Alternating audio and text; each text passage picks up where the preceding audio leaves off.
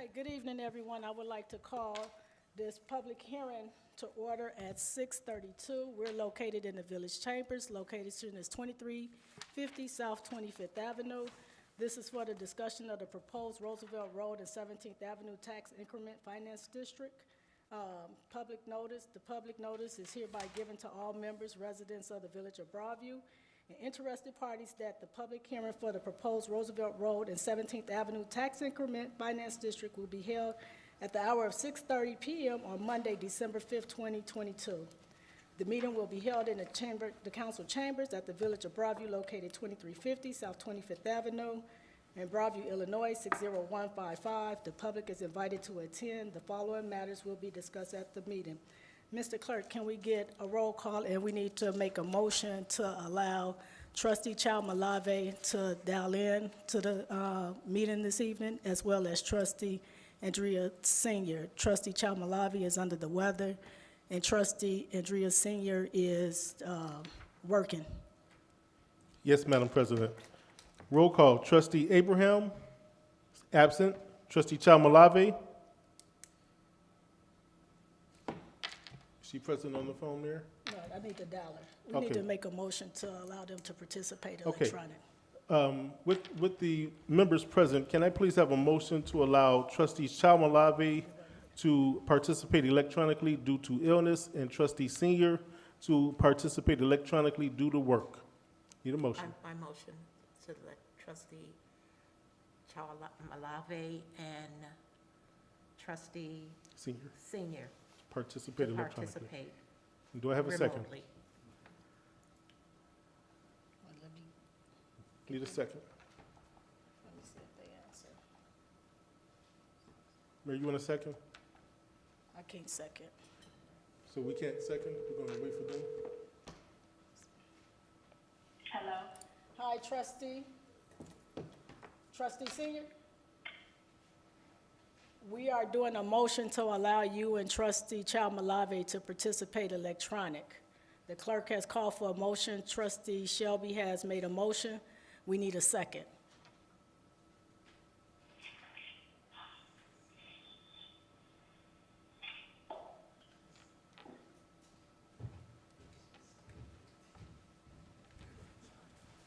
Is that a second? Yes or no?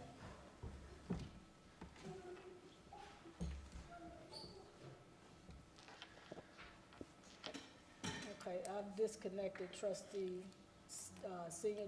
Malave didn't respond, so they won't be participating in the hearing for this matter. Okay, and with that, I'll continue the roll call. Okay. So once again, Trustee Abraham is absent, Trustee Malave absent, Trustee Senior absent, Trustee Shelby, Here. Trustee Armour, absent, Trustee Miller, absent. Mayor Thompson? Thank you. Okay.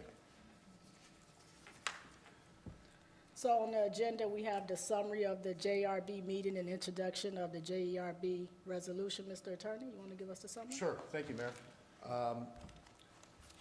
Good evening, everybody. On November 10th, as part of the TIF statute, the village convened what's called a joint review board. That is a board that's made up of all of the taxing districts which tax in the proposed TIF area. That'd be your school districts, library district, park district, Cook County, all the folks that you see on your tax bill within the area. A representative from each of them is entitled to be on the board.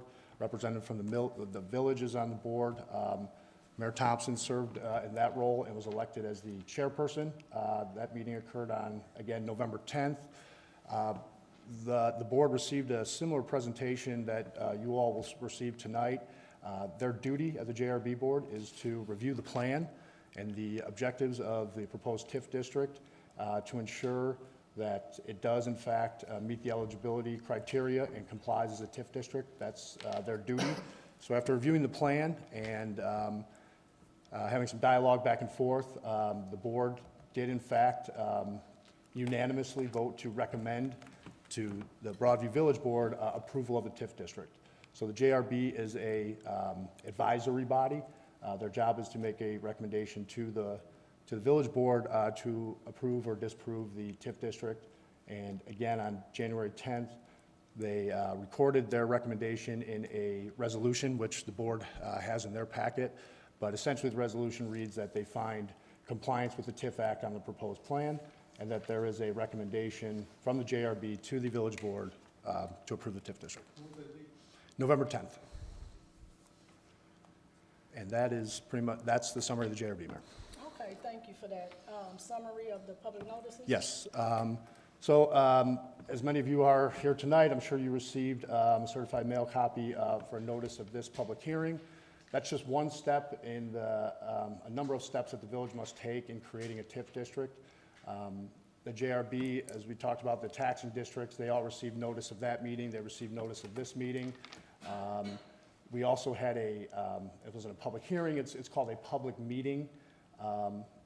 And that is residents that live actually within the TIF district, they received a letter for that meeting. That occurred on November 10th as well. There is a final notice component that is a newspaper notice to allow for written objections. That notice will be completed after this meeting in advance of the continued public hearing on before the board's next meeting, I believe on the 19th. But there's also required by statute an interested parties registry, meaning that any interested party may register with the village, and they can receive all these various notices even if they don't live in the district.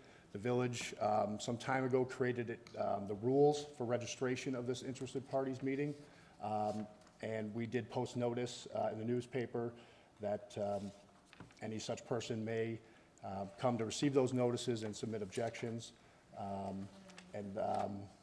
Yeah, that was another newspaper notice, but those are the various steps. So when you folks receive that certified copy, there are a number of other notices that the village has met in order to create this TIF district. So that's where we are, Mayor. Okay, thank you for that. Do we have any introduction of any written comments? We don't, Mayor.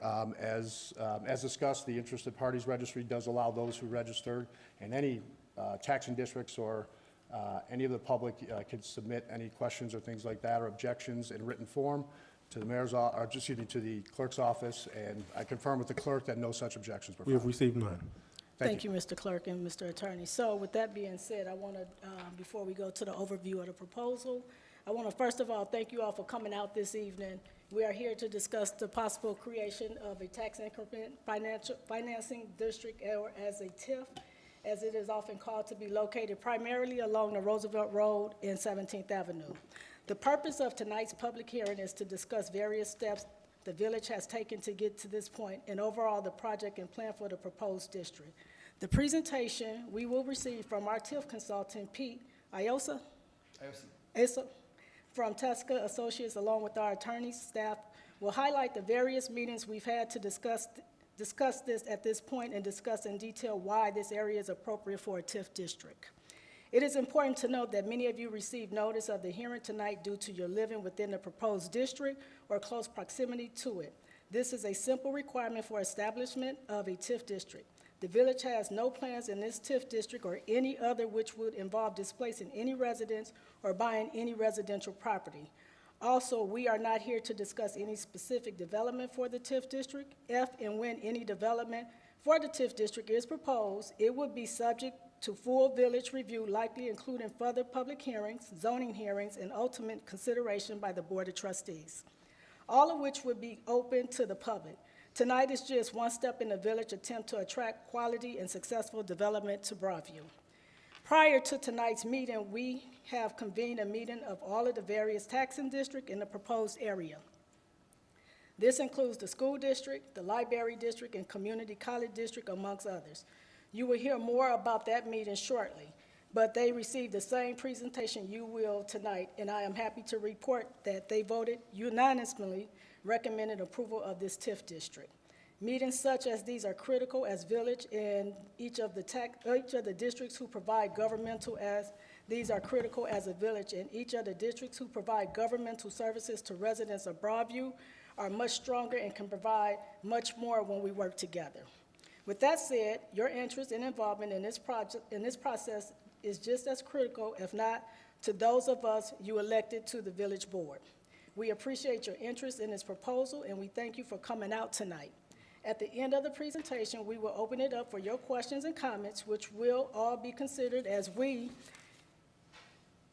with this process. I am now going to turn it over to our TIF consultant and to give us an overview of the proposed TIF district, the steps we took to get here, and what comes next. So thank you, Pete. So I'll turn it over to Pete. Great, thank you. All right, thanks, everybody.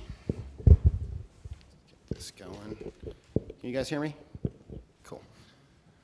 All right, so my name's Pete. I'm with Teska Associates. I'm the village's planning and zoning and TIF consultant.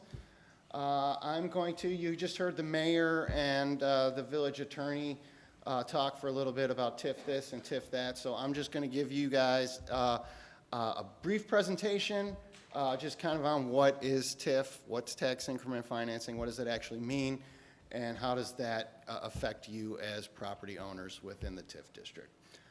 When I'm done, this will just be brief 10, 15-minute presentation. When I'm done, I'm happy to take any questions that you guys might have. So first of all, and we're not moving. There we go.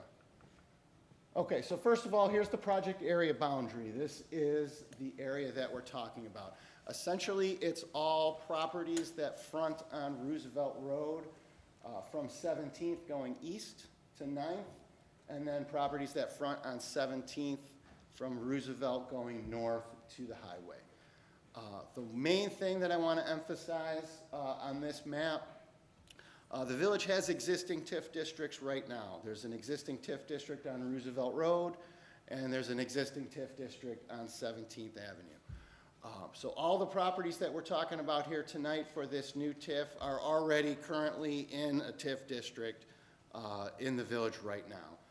Really all we're trying to do right now is, like I said, there's multiple TIF districts, and we're kind of combining them all into one, and then all of the properties on Roosevelt Road going west of 17th, those are currently in the TIF, so those are coming out.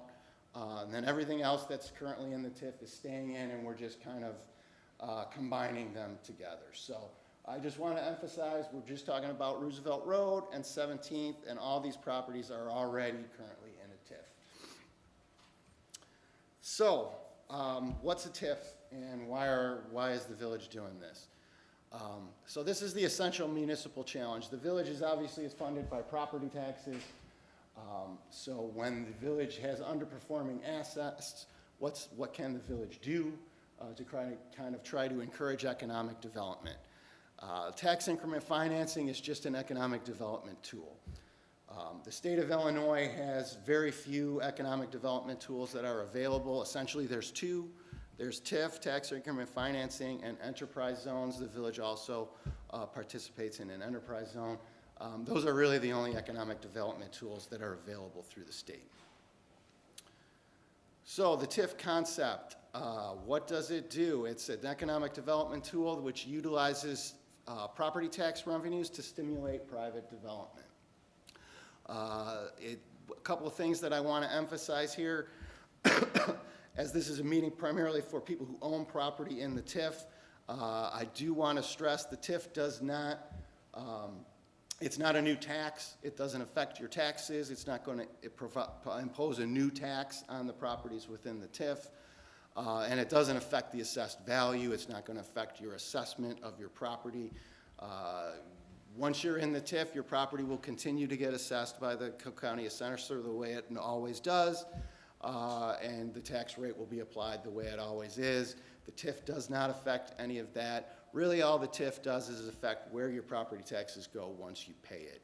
So if you look, when you get your tax bill, if you look on the back, it'll give you the list of all of the people that assess taxes, the village, the county, the school district, the forest preserve.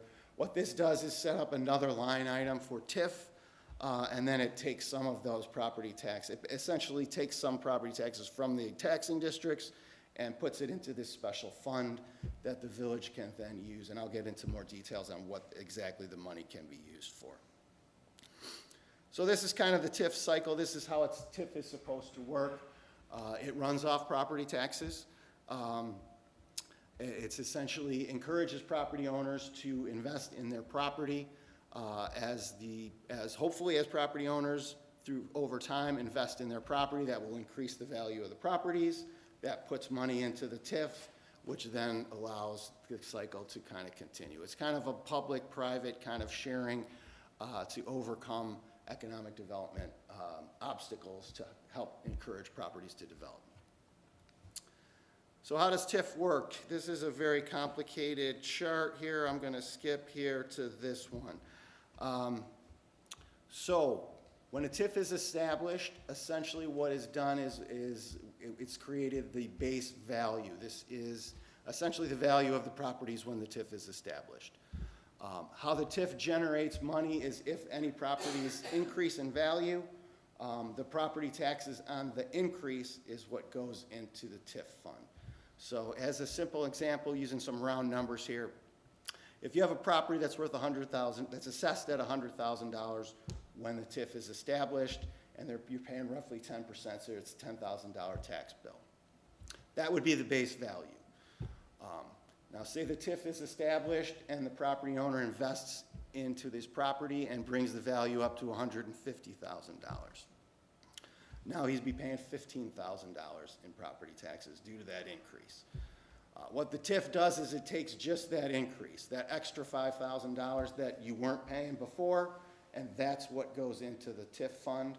That base $10,000, that continues to go to the village, to the county, to the school district. So you're essentially what the TIF does is it's capping the taxes that the taxing districts are collecting, and any increase after the TIF is established that's what goes into the TIF fund.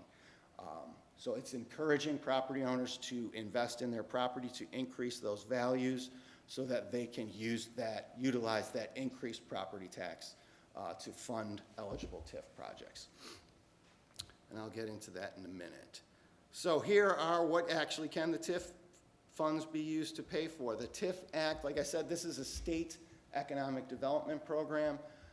The state act is very specific about what the village can and can't use the TIF funds for. It's essentially used for utilities and infrastructure primarily. But the TIF can be used for property assembly, demolition of dilapidated buildings, utilities and road improvements, environmental cleanup, site preparation, primarily all site-related infrastructure. The goal of the TIF is to overcome kind of excessive costs that are prohibiting development. One thing to keep in mind that the TIF cannot be used for is you can't use the TIF money to directly fund new private construction. So the village can't take these, which are essentially property tax funds, and then just give it to a developer to construct a new building. That's prohibited. Really what the TIF is trying to be used for is to identify locations where there are some obstacles that are preventing redevelopment and to kind of use these TIF funds to overcome those obstacles to kind of encourage future development to come. So project eligibility, as Pat and the mayor talked about briefly, there was a joint review board. As I said, with who the TIF really affects is the taxing districts. And the main thing that we discussed at that meeting was eligibility. So the TIF Act is super clear on what areas can and cannot be designated as a TIF district. And there's 13 factors. This area qualifies under 4 of them: building and site deterioration, inadequate utilities, lack of planning, and decline in EAV.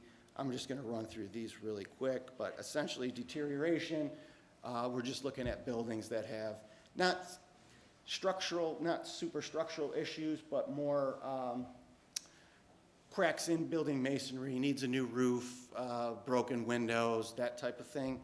And I've got a bunch of pictures in the final plan that are showing demonstration of, here's a bunch of boarded up windows, some seriously cracked pavement, that type of thing. Inadequate utilities, I worked with the Village Public Works Department to get a detailed analysis of the infrastructure in the area and improvements that are necessary. And there's a bunch of improvements that are required in this corridor. This is the primary reason why the village is establishing the TIF, is to help fund some of these required infrastructure improvements, including water main improvement on Roosevelt Road, some improvements to unsafe and dangerous intersections, alley improvements and street repairs, and then combination storms and sanitary sewer repairs and improvements. Lack of planning is another criteria that the area qualifies for. This is essentially, the village has a comprehensive plan, which is essentially a long-range plan for the village. They're typically a 20-year plan. This area was all developed long before the village ever adopted any type of a long-range plan, and that has resulted in some weird platting issues and stuff that the village has to address due to not being developed under the form of a plan. Then the final criteria is decline in equalized assessed value. This is assessed values of the properties. What the act is looking for is that the properties are declining. The goal of the TIF is to identify areas where property values are going down and to hopefully halt that and get the trend going in the other direction. And you can see here, you might not be able to read those numbers, but those red circles shows that the area has declined in value in 3 of the last 5 years, which is the threshold that the TIF Act is looking for. Aside from eligibility, there is the meat of the plan is called the redevelopment plan. This plan has a number of sections in it that are all required by the Act. Goals and objectives, what exactly is the plan trying to accomplish? Conformance with other city or other village plans. The direct impact on the taxing districts, which is what we talked about at that joint review board meeting directly with the taxing districts. A proposed budget, a process to amend the plan in the future if the village ever should come to that point, and then a statement on the but-for legal test. The but-for test is basically the legal threshold in the state of Illinois for establishing a TIF. Pat, you can jump in on this if you want, but it's essentially but for the establishment of this redevelopment plan, that future redevelopment would not occur. So that's basically the meat of the plan, and I've got copies here if anyone wants to take a look at the actual plan, and there's a copy on file at the clerk's office if anyone wants to see it. But the meat of the plan is basically going through this but-for test. Why is the village doing this? What are the infrastructure and other issues that the village is trying to address, and why the TIF is needed to help fund those projects. Yeah, and Pete, I would just add, and as potential developments come to the village and seek potential TIF funds, they too have to pass that test before the village can get, that they would not be able to develop but for TIF assistance. So that but for test is used throughout TIF, and it not only applies to the creation of the district, but it applies to anybody seeking TIF funds. They must show the village that but for the receipt of TIF funds, they would not be able to develop. So. Yeah, you can see something like that. A good example would be if there's like a deteriorated building on a piece of property, a developer might come in and look at that and go, all right, well, I have to, in order to get this site to a place where I can do what I want to do, I have to spend, $150,000 to demo this dilapidated building.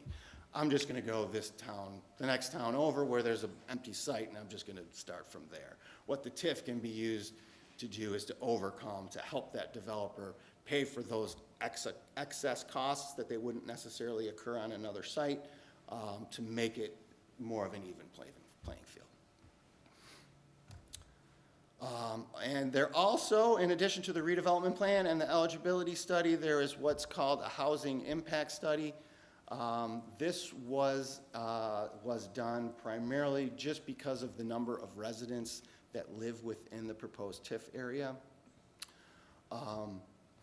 As the mayor said previously, the village has no intention of coming in and taking any residential properties.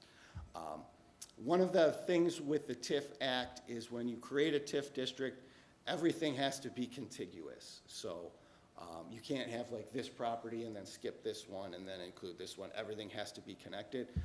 So a lot of the properties, particularly along 17th, residential properties were included just so we can get to the commercial properties that are north by the highway entrance. So a lot of those were included just so that whole area would be contiguous. As I said, the main focus of the village with the TIF district is infrastructure improvements and encouraging commercial development on Roosevelt Road.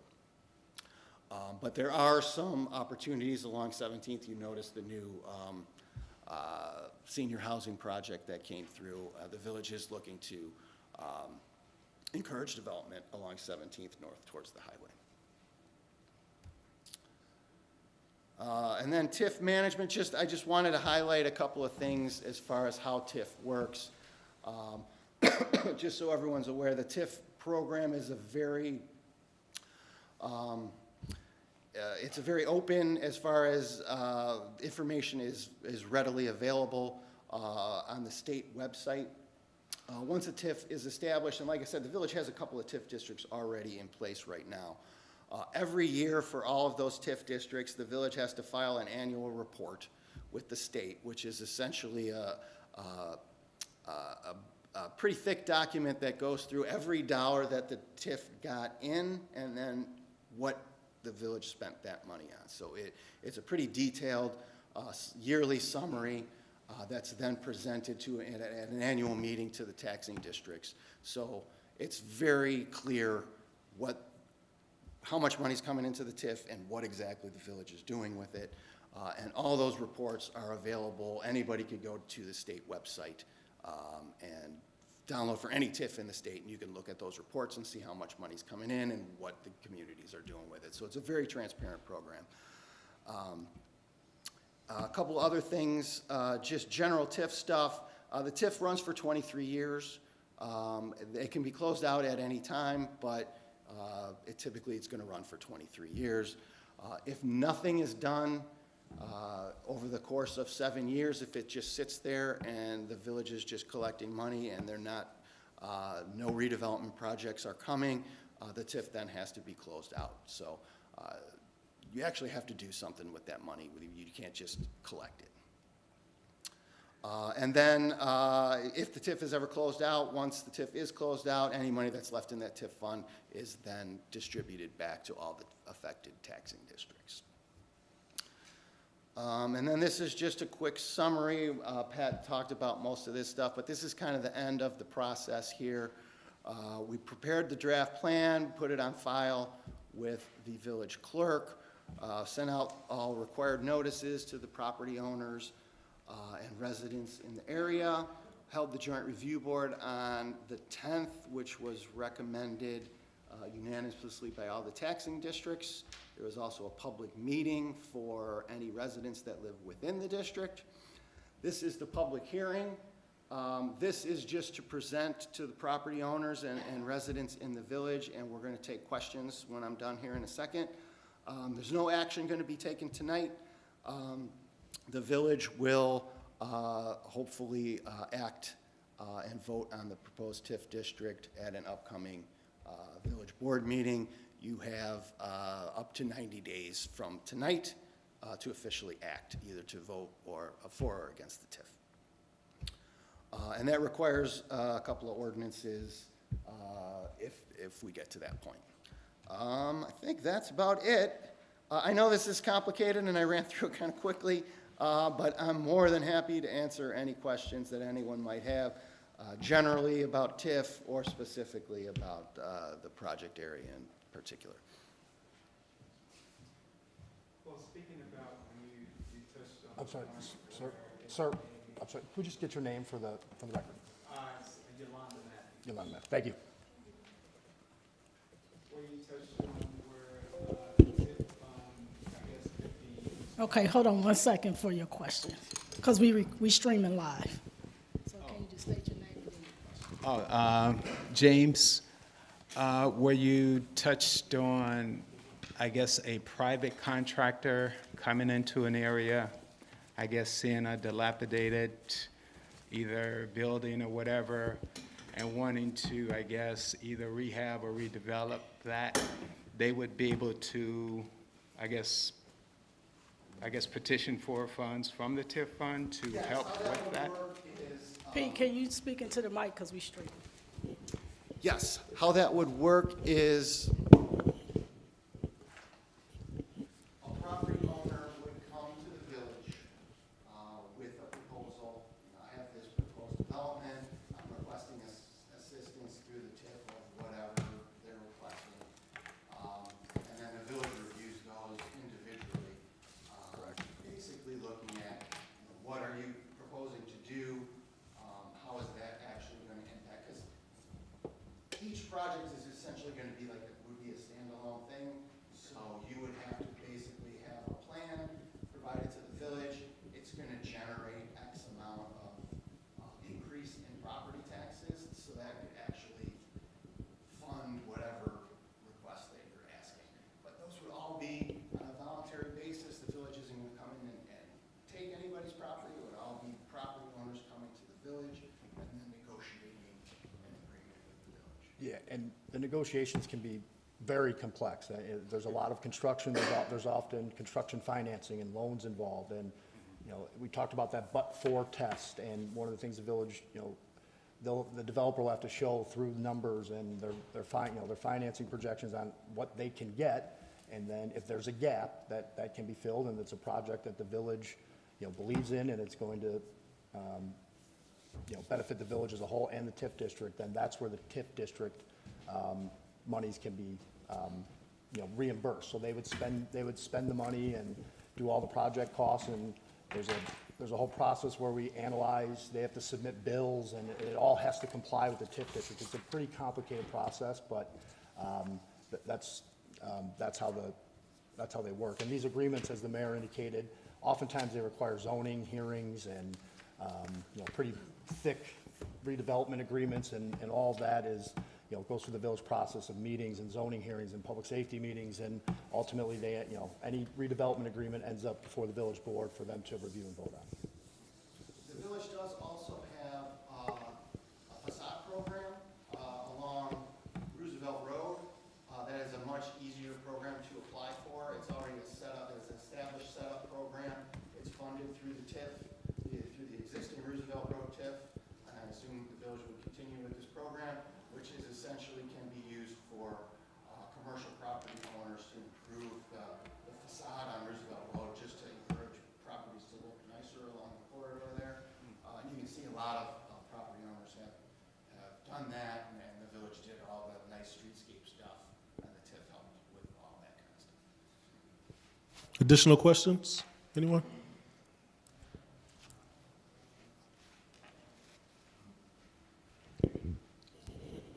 Hi, I'm Cardell Melton. I'm on 17th Avenue. And I think, maybe I'm wrong, but I think the gentleman's question up front may have been something like this. I understand you say it's a process, a long process and all that, but fast forwarding that a developer goes through the process to get all these things done on 17th Avenue.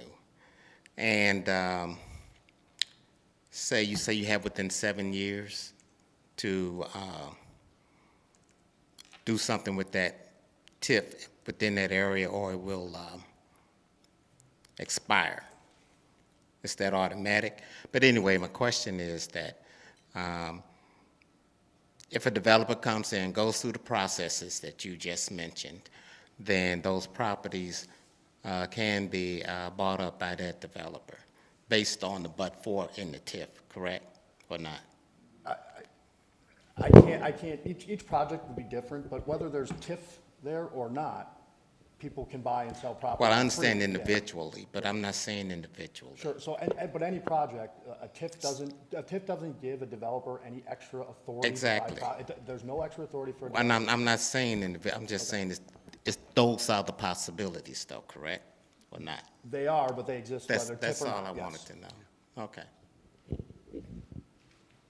So can just a property owner like myself and my wife, can we borrow from the TIF fund, or is that more for?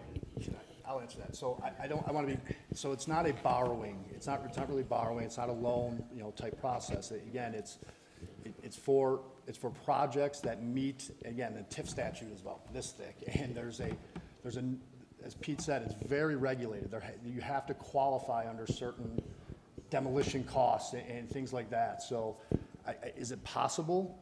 Yes, but, you know, you really have to comb through that TIF Act to make sure that the costs are eligible. So I want to, if I alluded to the fact that it was a loan type, or like a borrowing type thing, it's not necessarily a borrowing type thing. Okay. It's they're costs that are able to be allocated, or money's able to be allocated for very, very certain and defined reasons. Okay. Other questions?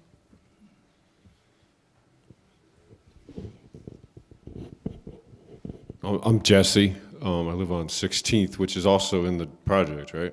You talked about 17th, the 16th is also in the project, correct? Yes, there's like 2 blocks. Right.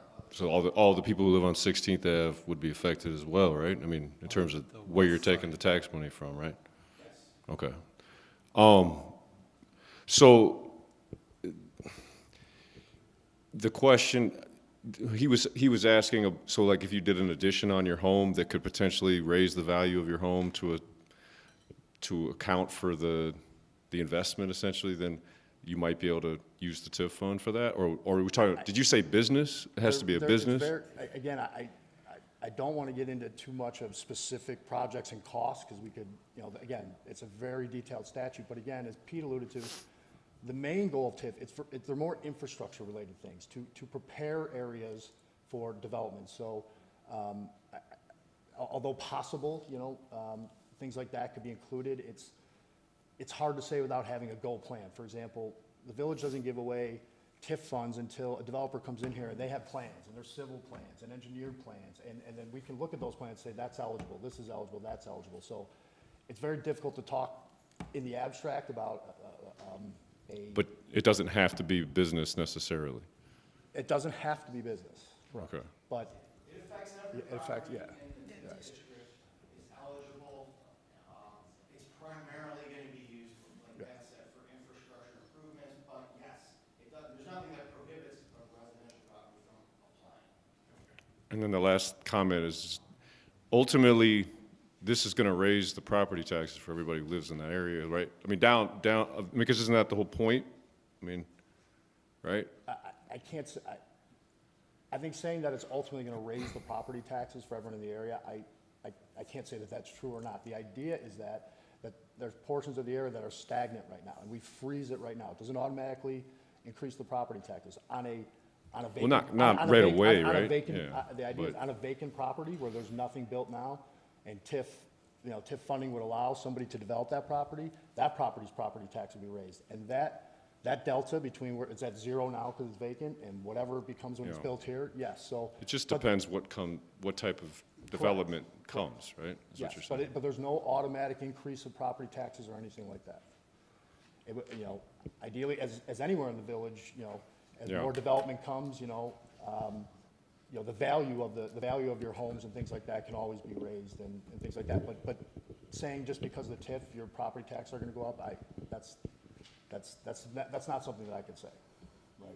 Really, it's just going to be, obviously, the goal of the TIF is to get property owners to invest in Yeah. their property, which will increase the value, which will increase what they're paying.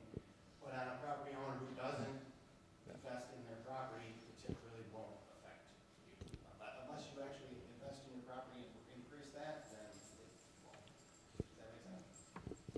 I mean, the way that the taxes work is, the more money that's there is going to raise everybody in the whole community. I mean, I'm not saying it's a bad, we're talking about long-term, but like, yeah, that's the way it works. Well, If the value of your property increases, Yes, because then that's which- possible. Because of all the new development that you're trying to invite to come. So I mean, Sure, yeah, yes. Yeah. I get what you're saying, yes. Well, one more question right here. Hi, you know what, I think TIF districts are good. Can you state your name, please? My name is Verena Horn. I think the TIF districts are good. I think the right question is probably, how do you guarantee that value is actually taking place once the money is allocated to whatever entity they deem okay to get the TIF dollars? So that would be the right question. Once they say, yes, you can have these TIF dollars, go ahead, use the money. Then how do you know that the money that they gave away, you actually got a return on it? That would be the question. So then once they give the money away and say, go ahead, use it the way it needs to be used, go redevelop, go build, go do everything you need to do. Now, finance people, did we get a return on that investment? So, Yes or no? Pete, let me answer that. And so that, for me, is what I would want to know. So, Ms. Horn, you were a former trustee. Exactly, and that's why I'm asking the question. So I'm going to answer the question. So No, I wouldn't want to hear that answer from you, lawyer No. or finance person. Could you answer that question? This is a public hearing that I control. I am the Right. CEO So, of the village. thank you. So thank you. So, Ms. Horn, for the TIF, if you look at all of the projects that were in the TIF district, we're talking about the Broadview Family Restaurant. We allocated dollars for them to build the family restaurant so we can have a sit-down restaurant in town. Then if you look at the corner of 17th Avenue and Roosevelt Road, where it used to be the beauty supply store on the corner, that was demoed and remodeled, and now we have the View that's coming that utilized TIF dollars at one time. We also have a new project on the Roosevelt Road corridor called the Red Door, and that was a project that Ms. Horn, when she sat on the board, approved for that project to be done. So what happens is how we track the dollars and how we make it make sense to be transparent with our taxpayers is we put controls in place. So the entity that's asking for the TIF dollars, they have to sign a redevelopment agreement. And there's particular things that's in that agreement that they have to achieve. If they're not meeting the benchmarks that the board approves, then we hold them accountable and we don't allocate dollars or funds to them until the project is completed. So we put them on a percentage plan. So you have to have this much percentage completed in order to receive this. So when all of the expended dollars that's allocated in the TIF, we make sure that those receipts come in, we vet them out, and then if it qualifies for reimbursement, it comes before the village board to be expended to give back to the money that was spent out. So we just don't give them a check to say you could do whatever you want. However, in the Red Door, we did approve for them to have dollars spent up front. And it took longer for that project to come online because we got into COVID and some other things came into play as it relates to the contractors that worked on that particular project. We don't control the project, or we don't control the contractors that the entity or the establishment may use. But we do send out notices if they're not meeting those goals and objectives that we put in place for them to have access to that funding to help put that project online. Well, I am happy to say the Red Door is coming online. The project is completed, and they have met all of the village codes as it relates to compliance for that particular project. So although they purchased this way before this administration, and during this administration, they asked for some taxing dollars for the TIF district so that we can help them out, build it out. It's a beautiful site. They're gonna launch something for the community to come out and see, but we just don't give out money just because we want to. We have a program in place and we have legal teams in place to make us fall under the statute of the state of Illinois, which we are mandated to follow those guidelines as it relates to the TIF. So it's not something that we make up or we put out. It's we follow the mandate of the state, and that's statutory, and you can go to the state of Illinois website to get all of the statutory information as it relates to the TIF. Right here. Hi, my name's Doreen Gordon. I've lived in the village a long time, and I have seen the TIFs in action from the first one that they established here up to this one. I have seen nothing but positive results from any of the TIFs that we've had. We've seen a definite village improvement. I mean, you cannot say that this village has not grown and is beautiful, and a lot of new businesses are coming in. We have continued to thrive where other communities have not thrived as well. And I think one of the things that I have to say about it is we pay attention to what's going on with these TIFs. I have never seen anything going on that was not appropriate. Everything has been handled legally, financially correct. And I think that the plan that they have, and they have to have an extensive one, they don't just say, oh, let's just make a TIF here. They have reasons for doing it, and they have to follow a lot of guidelines, and over the years, those guidelines must continue to be followed. So I think that a TIF is a good deal, and that's a good thing for our whole town. Thank you, Ms. Gordon. Were you taking more questions, Mayor? One with Director more? Ames, and that'll conclude the questions. My name is Matt Ames. I'm the Public Works Director in the Village of Broadview, and I agree with you, Ms. Gordon. A lot of our infrastructure improvements up and down that corridor was because of the TIF funding. We were creative, most certainly in getting federal, county, and state dollars, but that alone is not enough to do the improvements that's necessary for our infrastructure. Water, sewer, lighting. 18th Avenue to 23rd Avenue was done with federal dollars and TIF funds.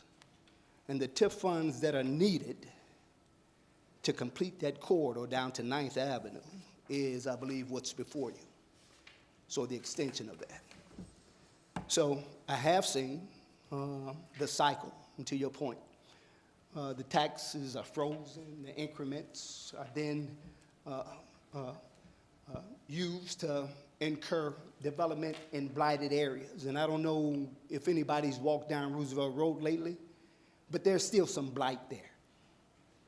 So for me, I just wanted to throw my 2 cents in because I am a taxpaying homeowner here. And the good news is for me is that as I watch some of the capital improvements in some of the businesses in the town, and one time I was underwater on my mortgage. That's not the case anymore. So that's all I have to say. Thank you. That's going to conclude public comments. We have a regular board meeting scheduled at 7:30. You are more than welcome to stay to participate in our next board meeting, the next board meeting, which is at 7:30. Madam Mayor. The continuance of the public hearing today, certain closure of public hearing, Mr. Attorney. Mayor, I'd recommend if we can continue it to just before your guys' next meeting to complete the last notice and see if there's any written objections. So I'd say if we can continue it to December 19th at 6:30 p.m. Okay, thank you. Meeting adjourned. No, thank you. Thank you. This meeting has been adjourned at 7:21 p.m. Thank you.